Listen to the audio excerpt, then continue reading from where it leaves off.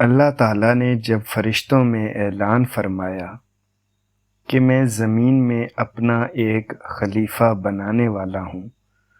تو شیطان لعین نے اس بات کا بہت برا منایا اور اپنے من ہی من میں حسد کی آگ میں جلنے لگا۔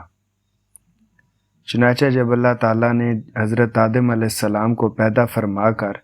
فرشتوں کو حکم دیا کہ میرے خلیفہ کے آگے سجدہ کرو، تو سب سجدے میں جھک گئے، مگر شیطان لعین اکڑا رہا اور نہ جھکا۔ اللہ تعالیٰ کو اس کا یہ تکبر پسند نہ آیا اور اس سے دریافت کیا، کیا ابلیس، میں نے جب اپنے ہاتھ سے بنائے ہوئے خلیفہ کے آگے سجدہ کرنے کا حکم دیا تو تم نے کیوں نہ سجدہ کیا؟ تو شیطان نے جواب دیا،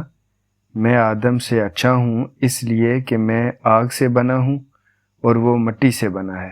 پھر میں ایک بشر کو سجدہ کیوں کرتا؟ اللہ تعالیٰ نے اس کا یہ تکبر سے بھرا ہوا جواب سنا تو فرمایا، مردود، نکل جا میری بارگاہ رحمت سے، اور تو قیامت تک کے لیے مردود و ملعون ہے۔